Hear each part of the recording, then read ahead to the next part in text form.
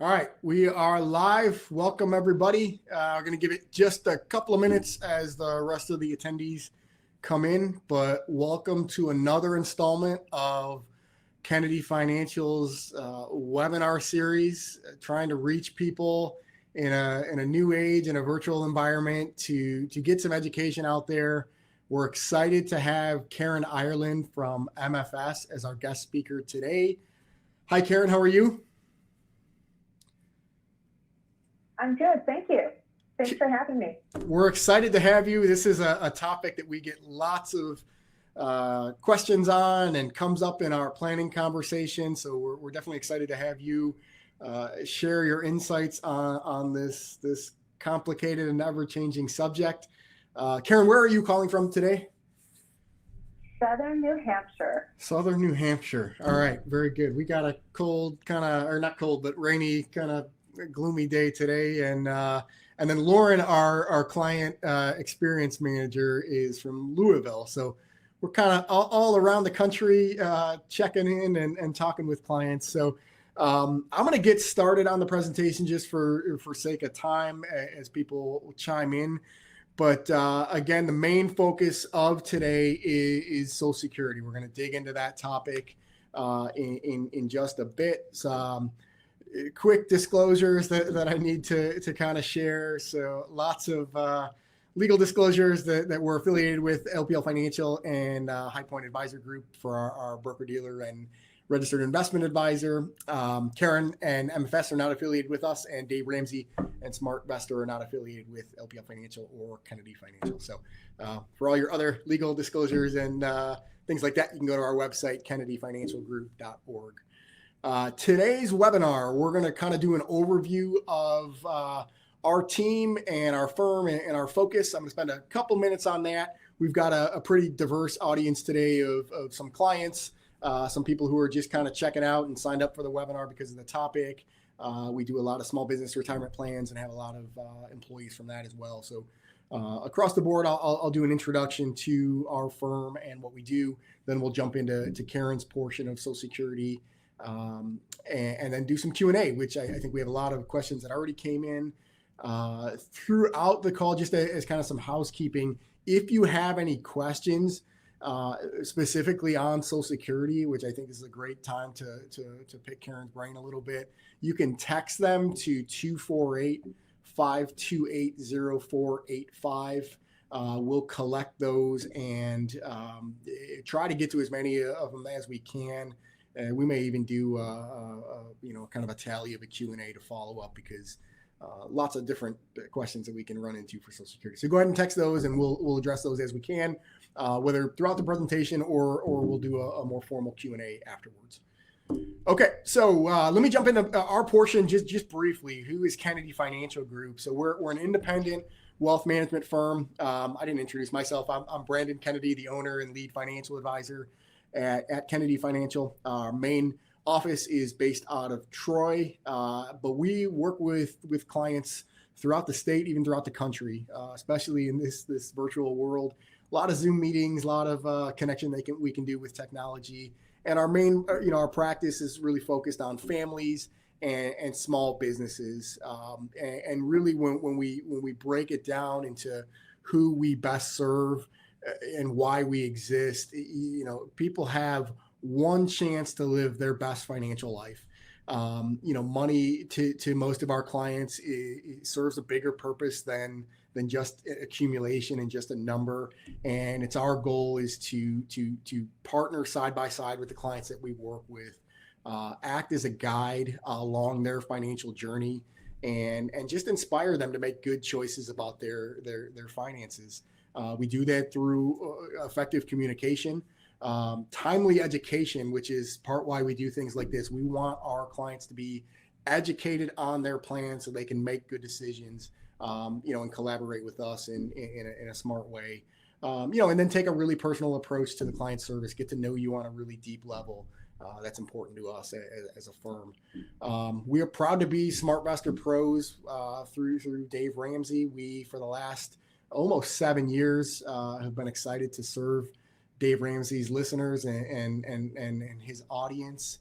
to the best of our abilities. We share the same philosophies of being intentional about the money that you have, the blessings that you have, the resources, and just kind of living out those timeless principles of spending less than you make, being intentional about the money that you have, and viewing money as a tool to certainly provide for the things that we have, but to be generous and to have it serve a bigger purpose. So very excited about that. I want to introduce and brag on our team just a little bit, introduce a couple of team members. So Stephen, I think everybody's actually on the call, but Stephen Fronrath is another financial consultant with Kennedy Financial. He also helps us with most of the technology, bringing things like this, to the board. So a lot of you guys know Stephen. Nicole heads up our operations. She does the day-to-day kind of opening accounts, processing distributions and contributions. Not only that, but runs our compliance and make sure that we stay in compliance with regulations. And then Lauren, who is our newest team member, who actually has been my longest tenured employee, came back to us starting in July and works out of her house in Louisville. And we're very excited to have her. She kind of heads up the client experience to make sure that we're serving our clients, meeting them on a very personal level. And everything that we do, we're continuing, we're going to have new team members. We're continuing to expand. Everything that we do revolves around serving our clients. One of our core values is having a servant heart. And this team, I have never been more excited, for the capabilities that we have and just to take that personal approach and really serve the clients that we work with. So just wanted to introduce them, drop them a line if you haven't, in the past, and they're really there for you to make sure that we're providing a high level of service. So I thank them for that. All right. Really quickly before I get into why everybody's on and for Karen to jump into Social Security, how we serve our clients, kind of 5 main areas: professional investment management. We help clients with cash flow and savings and analysis, retirement income and distribution planning. And this is a big topic. What we call that, it really, if we break it down, it's date specific, dollar specific plan for what your retirement looks like. So when are you going to retire? How much do you need? And what does your retirement look like? Social Security is a big part of that. We want to make sure we're making the right choices on that decision because that is a tool, that we're going to use for our retirement income. We also serve small businesses and retirement plans and planning. And then, a big part of our conversations are on wealth transfer and legacy planning. Again, having that money serve a bigger purpose than just ourselves. So again, today's focus though is going to be retirement income, Social Security being the big part of where we're at. We were going to do just a quick poll before we get started. If you can throw that up on Social Security, so everybody views Social Security and how it works into their plan a little bit differently. But yeah, Stephen, if you can throw that up. So what percentage of your retirement income do you expect Social Security to make up? More than 50%? 50%, about half of it, less than 50, or maybe just a fun one, and we'll talk on this a little bit. Nothing, I don't expect it to be there, which I know some people are doom and gloom. I'm seeing them come in. I'll give a couple more minutes or a couple more while I introduce Karen. So Karen Ireland is coming from MFS. MFS, a fund company and partner that we've worked with over the years. They've been around for almost 100 years. We're kind of one of the innovators of the mutual fund as we know it today. And Karen is a CFP. She's the business development consultant at MFS, has 20 years plus 20 years plus of investment experience in the financial services industry. And her main focus is on retirement and Social Security planning. Like I said, a topic that comes up probably more than anything else in our conversations for retirement planning. And we're excited to have Karen to walk us through. I'm going to hand it off to Karen in just a second. So our poll results kind of saying 29% of about a third of you, 50% of your Social Security. The bulk of us are 65% less than 50%, which that's a good thing. That means you guys are saving and putting away some money. And then, some people thinking it might not be there, which we'll talk about a little bit more. So Karen, I want to welcome you to the call. I thank you for your time and insights. I'm going to turn it over to you to educate us all on Social Security. Thank you very much. And I have to say congratulations to all of you because in the nation, the average, I just realized my battery's going low. 70% of, let me re-give this stat.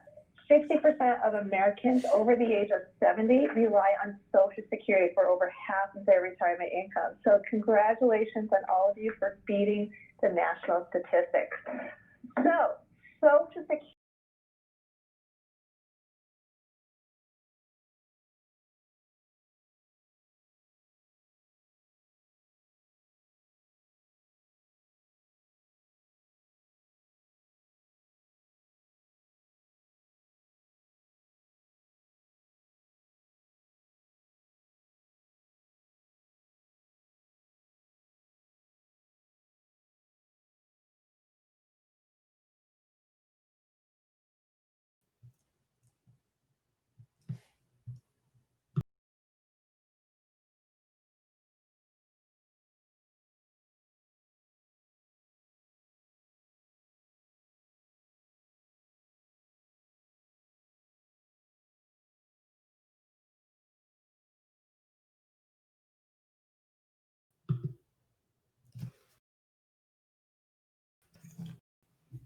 Hey, Brandon, I just want to jump in a second. I think we may be having some audio issues. I cannot hear either you or Karen here on the call, and I think a couple people are saying the same thing. Muted the line because I was trying to not interfere. My fault. I apologize. Is that better? Everybody can hear? I can hear here, and it looks like the team can hear as well. So I think we're good now. Like I said, this is why Steven runs the technology, and I should stay far away from it. So I will back up. Karen, go ahead and jump right into the agenda on where you're at. I apologize for that. Sure. So let's just go into, so this is the agenda. You've all seen it. But I think the biggest concern you all have is, will Social Security be there? And I think if you're 55 and older, I wouldn't worry about it. I say this for two reasons. Number one, the Congressional Research Services has looked at all of the options to reform Social Security. And all of those options are protecting benefits for anyone who is 55 and older at the time they make Social Security changes. When will they make the change? I don't know. If history is any indicator of the future, Congress is just going to keep kicking the can down the line and wait till the last moment to reform it. And finally, the final reason why I think you're okay is if you're 55 or older, you're the largest voting population. And if your benefits are cut, I feel like you'll let your local representatives know exactly how you feel. So with that, let's go straight into the presentation. And I want to offer some tips and tricks to make Social Security easier. And the first thing is to understand your full retirement age. It starts at 66. It gradually increases to 67. Find your full retirement age. I'm probably going to say age 66 because that's the full retirement age in 2020, but your full retirement age may be different. What you're going to notice is that all Social Security calculations are based on your full retirement age. And the answer to any question that starts with, hey, I'm younger than my full retirement age, it's just plain no. If you do anything before your full retirement age, you'll notice there's reductions, withholdings, penalties. For example, your retirement benefit. That's a benefit Social Security calls it that you get from working and paying into Social Security. So if I talk about retirement benefits, I'm not talking about your IRAs and so on. I'm talking about what Social Security gives you from working. Now, keep in mind that working and retiring are two completely different decisions. And to qualify for these retirement benefits, you have to pay in for 40 quarters, and then Social Security averages it out over your 35 highest years of work. But what you'll notice is if you take Social Security before your full retirement age, that's where the zero is. If you take it before your full retirement age, it's reduced. After your full retirement age, it grows by 8% per year. That's on top of any cost of living adjustments, and it's after tax. Now, technically, it's a monthly increase. So another way of thinking about this is that every 3 months you get a 2% raise. Now, with interest rates being so low, I think the 10-year treasury is around 0.5%. With interest rates being so low, this 8% inflation adjusted after-tax rate of return, you can't beat that anywhere. Another thing, let's start with the good news, is if you're working and over the age of 66, you can collect Social Security and work. However, if you're under 66 and working, there's limits on how much you can earn. This year, it's about $18,000. So it's per person, not per couple, and Social Security only looks at the wages of the person collecting Social Security. So that means if you are, say, the wife is 62, her husband's 65, but she wants to retire at 62 and collect her Social Security benefits, that's cool, because Social Security only looks at her wages, and that's the only thing they look at. And they only look at your wages after you start Social Security. So you can earn as much as you want up until you start Social Security. But the most important thing is this with this line right here. This test applies to every single Social Security benefit you could possibly receive. So that means the first thing I want to know when people ask me, when should I take Social Security? Question number one is always, are you working? And if you're working and under 66, just keep it simple. Don't apply so that we don't have to worry about this crazy test. Then the question becomes, well, what happens when I retire or turn 66? Do I turn on Social Security? Do I let it grow? That's when I would encourage you to sit down and talk with Stephen or Brandon about your safe withdrawal rate. How much can you safely live off your portfolio? If that safe withdrawal rate is enough, let Social Security grow. If it's not enough, maybe take Social Security. The point is that we want you to focus on maximizing your portfolio and have enough income for your whole entire life versus just focusing on that one Social Security benefit number. So now that we understand benefits for yourself, let's talk about your options if you've ever been married. So let me use my parents as an example. So dad's a higher earner, mom has a lower Social Security benefit. So mom, even if she's never worked, can receive up to 50% off dad while dad's alive. After he passes away, it's 100% of dad's benefits. But if mom takes before 66, or if her full retirement age is 67, look at that. She doesn't get 50%, it's reduced. Now, in order to receive this 50%, mom and dad have to be currently married for 1 year. So that's different than divorcees who have a 10-year marriage requirement. And in order for mom to receive that 50%, dad has to be receiving Social Security. So if dad's not receiving Social Security, mom cannot receive her spousal benefits off dad. So if dad's not receiving Social Security, mom's only option, since mom works, is to receive her retirement benefits. And since mom works, she receives the high of her retirement or that spousal benefit off dad. She doesn't get both. Social Security will give you the higher of the two benefits. Now, a popular question I always get is, hey, both of us work, I'm the spouse with a lower Social Security benefit. What happens when my spouse applies? So let's look at a case study. We have Alex, Blake, and Chris. And yes, it's A, B, C to make it easier to remember. They're all age 62, and they want to know what would happen if they took Social Security now, they're all retired, and then what happens when their spouse applies. So let's look at Alex. Oh, let's do this.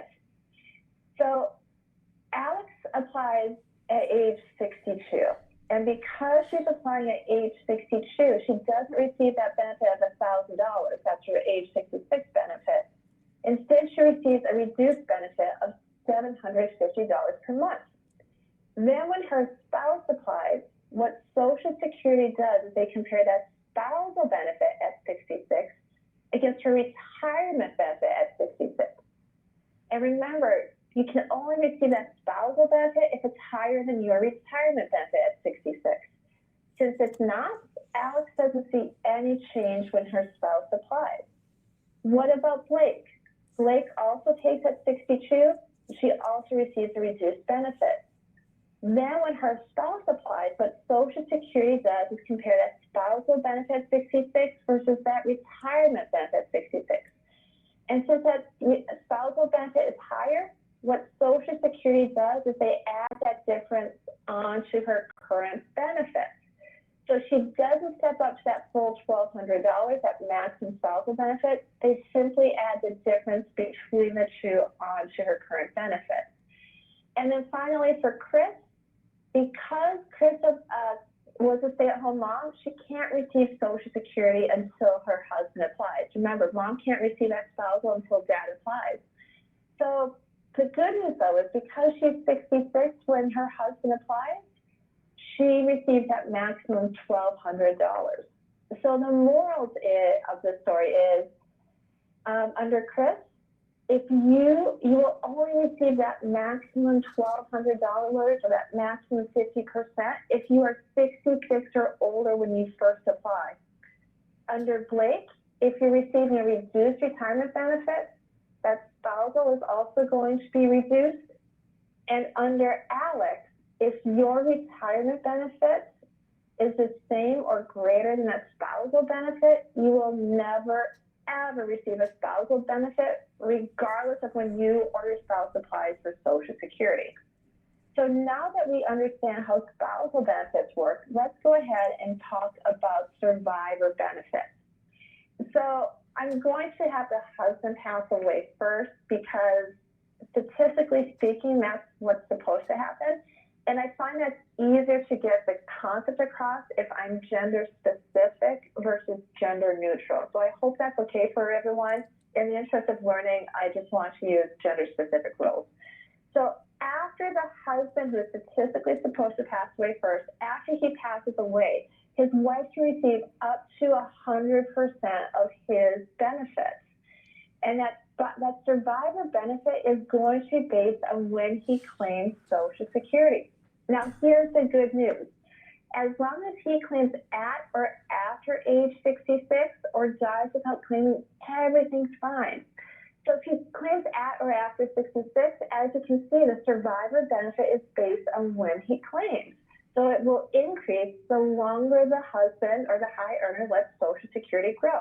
So if you are the highest earner, your decision impacts your spouse after you pass away. Now, let's say the husband died before 66 without claiming Social Security. That survivor benefit is going to be based on his age 66. See how that full retirement age 66, it answers everything. And if he claims if he passes away between 66 and 70 without claiming, guess what? His wife is entitled to all of those step-ups. So what you can see for the average worker out there, the difference between claiming Social Security at 62 versus 70, look at that. That's a difference of over $12,000 a year. If you are the spouse with a higher Social Security benefit, think of your spouse for a second. Could an extra $5,000, $10,000, $12,000 a year make a difference to your spouse after you pass away? And I think maybe it could. So this is where I use the tough love. So the reason why I use tough love is my dad's a farmer in Minnesota. I have 4 brothers. I'm the only girl. So I learned pretty early on in life that if you give tough love, men listen to you a lot better. So here's the tough love. A lot of times husbands come up to me and they say, Karen, you know this, but you don't get it. And then they go on this story about how hard they've worked and how much money they paid into Social Security and how they want to make sure they receive everything they can from Social Security because their parents passed away when they were 73.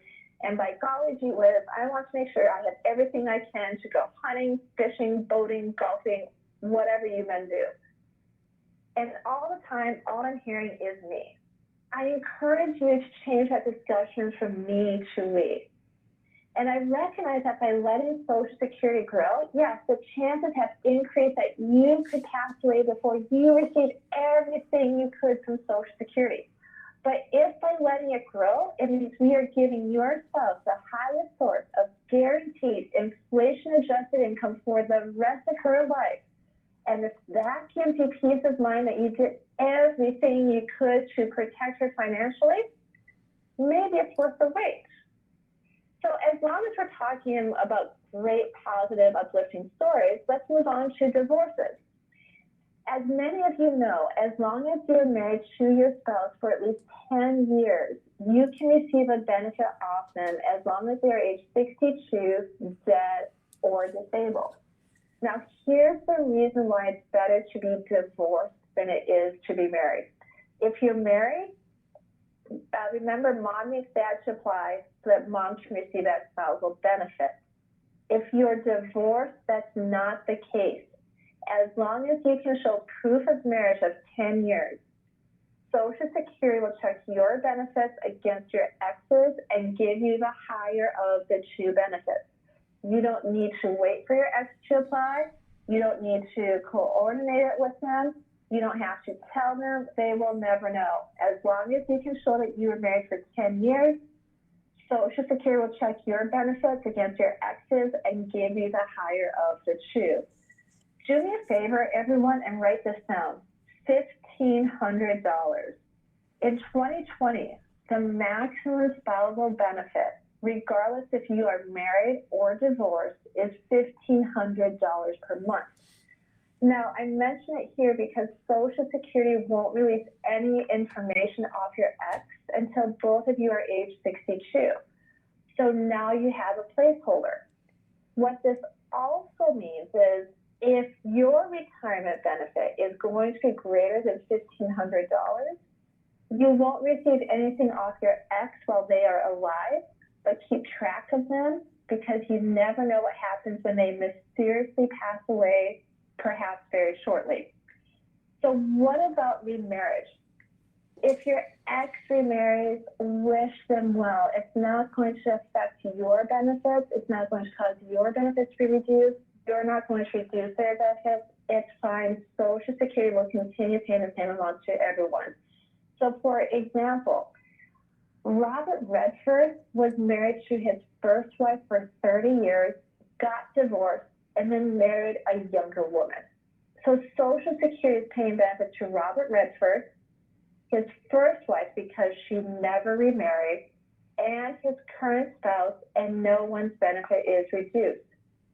If you remarry, you usually forfeit everything off your ex. But if you remarry after 60, you get to keep that survivor's benefit off your ex. So if you remarry after 60, you could theoretically jump from survivor benefit to survivor benefit off your exes. So what this means, let's say you're 58 and you're a divorcee or you're a widow and you recently got engaged, maybe just put off that wedding until age 60 so that you have more options to choose from. The other thing to be aware of is if that second marriage ends, you can become re-entitled to benefits off that first marriage. So for example, some of you may remember that Jane Fonda was married to both Ted Turner and then also Tom Hayden. Tom Hayden, I think, was a senator in California. Point being, both marriages conveniently lasted 10 years and both ended in divorce. So Jane Fonda gets the higher of her retirement benefit, the spousal benefit off Ted Turner, or since Tom Hayden has passed away, the survivor benefit off Tom Hayden. So the moral to that story, number one, only stay married for 10 years at a time, always marry rich people, and always keep track of your exes because they're worth more to you dead than alive. So let's go on to our final happy topic, which is taxes. And I'm sure as many of you know, once you start receiving Social Security, it can become added onto your income and become taxable. But the IRS uses this crazy thing called combined income to determine how much of your Social Security benefits get added onto your income and become taxable. So they use your AGI, which is basically everything: your wages, your pensions, your pre-tax IRA withdrawals, long-term capital gains, but only half of your Social Security benefits are included. So the crazy thing is, for a lot of people out there, by letting Social Security grow, by taking it, let's say at 70, you may be able to reduce your taxes. So there's this publication called the Journal of Financial Planning, and they looked at a couple who wanted $75,000 in after-tax retirement income. They compared them taking Social Security at 62 versus 70. By taking Social Security at 70, they were able to reduce their taxes in half, well, not in half, by $4,300 because they were now relying more on Social Security versus their IRAs to fund their retirement income. So a question I want all of you to consider is, am I concerned about taxes going up in retirement? And if you're concerned about higher taxes, maybe letting Social Security grow could become one of your best defenses against higher taxes. Another thing to be aware of is that there are some things that are excluded from this calculation. And for example, if you have a Roth are reported as a great big zero on your tax form. So if you have a Roth and you also have that pre-tax IRA, it changes that conversation from, do I take my pre-tax or my Roth first, to what's the right amount I can withdraw from both to really minimize my taxes throughout retirement. It also means if you're working and you have that Roth option inside your 401k or 403b, maybe shift some of your pre-tax contributions to a Roth so that you have that flexibility in the future. Another idea is, with tax rates being so low, maybe consider a Roth conversion. And that's something you can sit down with Brandon and Steven to see if that is a good idea for your situation. So in closing, how do you decide when to take Social Security? I think it comes down to 4 simple questions to consider. And it goes like this. First off, are you working? And if you're working and under your full retirement age, let's keep it simple and just continue to let Social Security grow. Don't take it. It's not worth the earnings test calculation, in my opinion, unless you really like dealing with the SSA. Next, what is your safe withdrawal rate? Sit down, well, I guess right now we can't sit down, but call Brendan or Steven and find out what your safe withdrawal rate is. Can you live off that amount? If that's enough, maybe let Social Security grow. If it's not enough, maybe we got to take Social Security. Point being, let's figure out how this fits in with your overall portfolio and ensuring that your assets last your whole lifetime. Next, life expectancy. In my opinion, I only care about life expectancy if you're single. So if you're single and you think you'll live forever, maybe consider letting Social Security grow. If you're not sure, maybe take at some point between 66 and 70. But if you're married, I don't like using life expectancy, and that's because there's a 50% chance one of you is going to live until age 92. So for that reason, I think that life expectancy calculator just doesn't come into play. So if you're married, and assuming both of you have paid into Social Security, the spouse with a lower Social Security benefit can take as soon as they want. So if the spouse with the lower Social Security benefit is 62 and they are retired, if you want to take Social Security, I'm not going to stop you. Because you, as a lower earning spouse, you can switch over to that survivor benefit. So maybe your Social Security benefit is a fund money, or maybe you use Social Security to take that pressure off the portfolio if the market ever gets crazy. If, however, you are the spouse with a higher Social Security benefit, I want to encourage you to let Social Security grow for as long as possible so that we maximize not only your benefit, but that survivor benefit to the spouse whom I hope you love dearly. So with that, my final observation is that Social Security is as much of an emotional decision as it is a rational decision.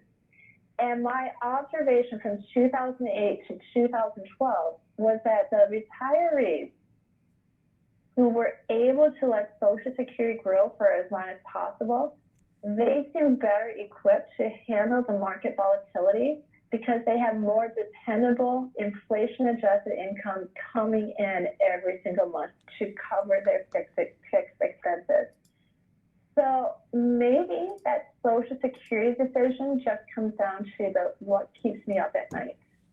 If you're sleeping well, maybe let Social Security grow. If you're not sleeping well, maybe take Social Security, but do not take Social Security without first talking with Stephen and Brandon about how it fits in with your safe withdrawal rate, how it may help with your taxes in the future, and whatever else I mentioned and I have since forgotten.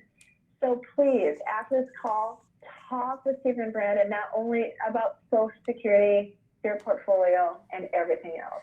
So with that, Brandon, I will take it back to you. Thank you so much, Karen. I'll tell you, one of our core values is making the complex simple. There's just no way to do that with Social Security. And this goes into our overall approach when we work with clients. It's listening deeply, finding out what matters to them, coming up with a plan that works for their specific situation. There is no right answer on when to turn on Social Security. It's a very personal decision that depends on all of those things that Karen talked about. And that is only done through, like Karen said, good conversations, digging into your details, kind of sitting side by side, with us as an advisor and making sure that we're making the right choice for you and your situation. Couple of questions, if we can kind of move to Q&A a little bit, that came in beforehand. A couple came in as we were going. Let me start with one that's if you have HSAs and then Medicare and Social Security, how do all of those sort of interact with each other? If you can kind of touch on that maybe a little bit, Karen, on if you have an HSA balance, maybe you're turning on Medicare at 65. As a lot of people confuse those being one and the same. But can you talk about how HSAs, Medicare, and Social Security interact and work with each other? Definitely. And this is one of the biggest gotchas when it comes to Social Security. So if you are 65 and older and you take Social Security, you cannot refuse Medicare Part A. And the reason why this is important is because if you have a health savings account, if you are receiving Medicare Part A, you can no longer make contributions to your health savings account.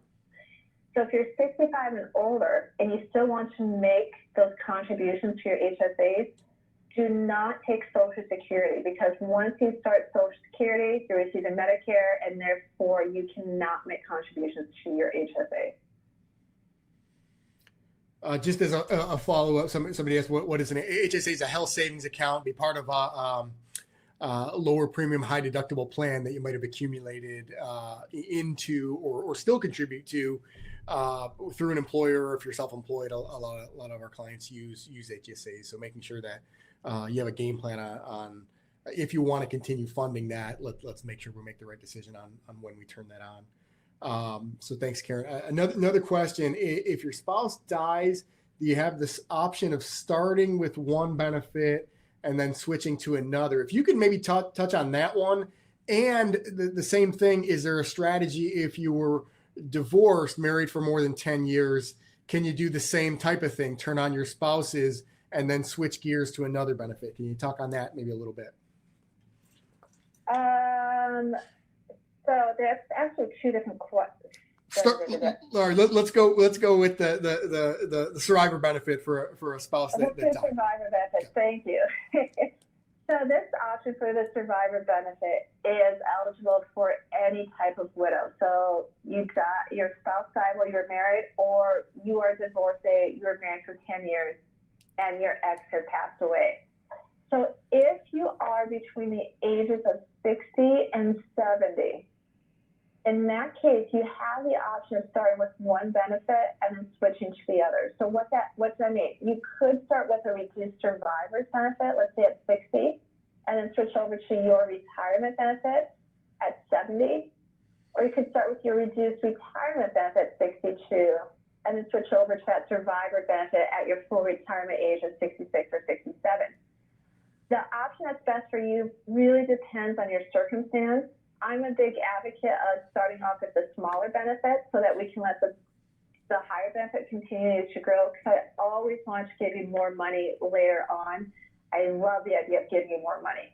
But a couple of things is, the most important thing is, if you are still working and making more than $18,000, remember that earnings test applies. So if you're under 66 and working, in my opinion, keep it simple and do not apply for Social Security, because I've heard too many people go to the Social Security office and get rejected because they're under 66 and working. As By a the way, oh, go ahead. As long as I remember it, Social Security offices are closed throughout the country right now.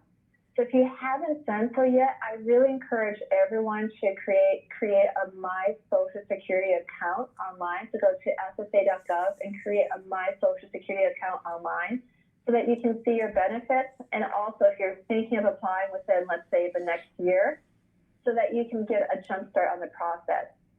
Do it on a day when you have a lot of patience, because they're going to ask you questions such as, who had your mortgage back in 1994?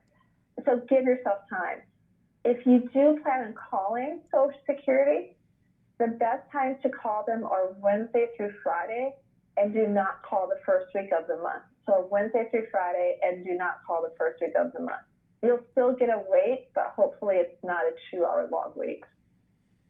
No, that's great advice. That's practical, because a lot of when we're doing kind of our due diligence and fact finding, getting registered and set up on the ssa.gov/my account is a really great resource, where normally they used to mail those out every year. Now you can get those on demand, with the most recent month, so it's as accurate as possible. So that's a great tip. One follow up on the spousal, if you can touch on a little bit, for somebody that's divorced, can they do a similar strategy? Can they turn on the spouse benefit that might be lower at 62, and then let their benefit grow and turn that on at 66 or later? So a couple of things. That idea is only available to people born before January 1st, 1954. Yeah. So if you were born after January 1st of 1954, you simply get the higher of the two benefits. And then the other clarification is, because it's only available to people born before 1954, you would have to be 66 or older. Yeah. All right. Very good. Thank you.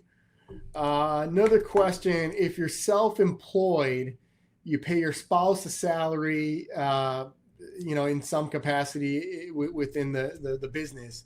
Should you increase their salary, or should you increase her salary so that you can receive a higher Social Security benefit? Can you touch on that a little bit? Because we work with a lot of business owners and get that conversation.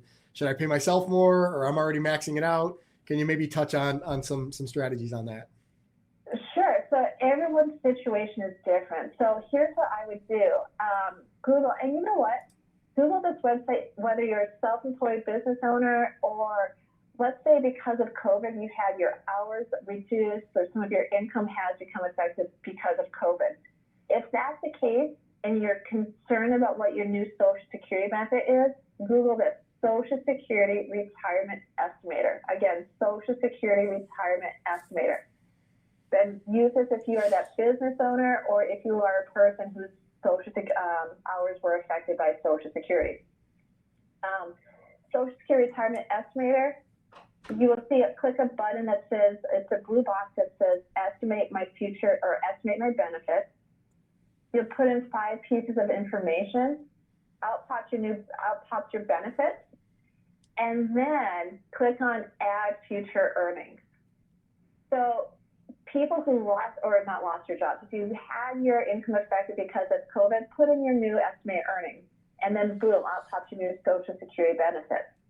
For the business owners who may pay their spouses, what I would do is also play around with the numbers, see what the new benefit would be, and then sit down with your tax accountant and figure out how much more you'd have to pay in taxes and see if those additional taxes are worth the extra Social Security benefits.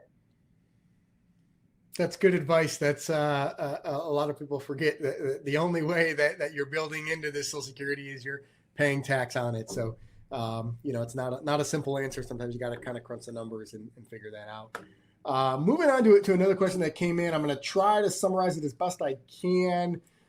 This might be a little specific, but let me try. So it looks like they retired in March at 62 and a half, signed up for Social Security.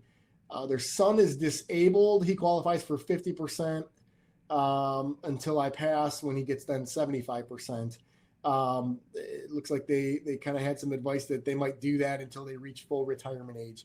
Can you touch on that strategy, maybe with a disabled person a little bit? Or, I mean, once you turn it on, if they turn it on at 62 and a half, that's it, right? So maybe we can touch on that a little bit. It's an irrevocable decision. You can't go back and pause it or turn it again or change it to full retirement, right?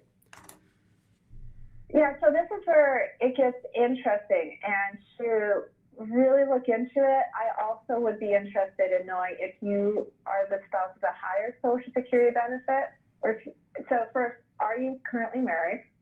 If you're currently married, are you the spouse of a higher Social Security benefit or the lower Social Security benefit? Okay. And if you are the spouse with a higher Social Security benefit, I know you love your son or your disabled child. Question is, how much do you also love your spouse as well? And the reason I say that is, yes, the information you were provided was absolutely correct.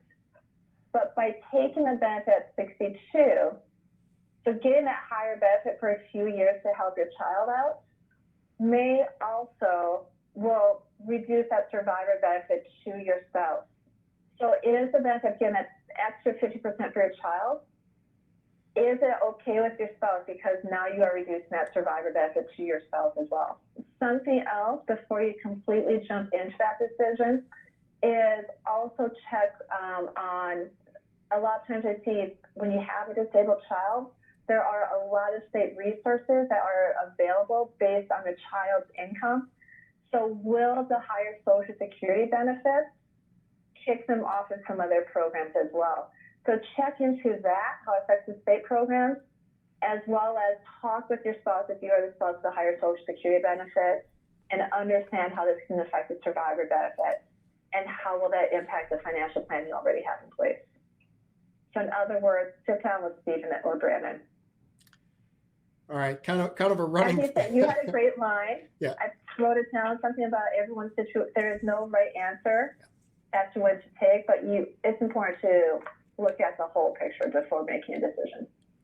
Certainly, no question. I think some of the other questions that came in, I think we answered. Can husbands draw on their Social Security and their spouses? It's greater of. It's not both. So that's I think we kind of touched on that a little bit. Karen, I think we're kind of running up at the end of our time. I think we got to most questions. If we didn't, go ahead and send them in, and we'll try to follow up if it's specific. But any other closing comments or thoughts, Karen? We appreciate your time on this certainly ever-changing and very important topic. No final comments. Just sit down and talk with a financial advisor before you claim. Perfect. Thank you so much for your time. I'm going to wrap up on our end. Thank everybody's time for attending the webinar. If you didn't get the theme that I think was present in everything we chatted about, this is a very personal decision. So running some numbers, talking through what makes sense for your situation, your dynamic. Number one goal is you don't want to outlive your money. It cannot run out. And Social Security is a piece of it. Your investments and your withdrawal rates are a piece of it. and your overall plan comes together through good, honest conversations about what's important to you and what we can control, and putting a plan together gives you a much better outcome than those that just kind of wing it and you make a decision on the fly. So on behalf of all of our team at Kennedy Financial, I thank you for your time. Stay healthy and safe out there as we get through the craziness of getting back to school and all of those crazy stressors in our lives. Anything we can do to be a part of your plan and helping you make good decisions, we'd love to be a part of that. And thanks again. Have a great rest of the week. Thanks, everyone.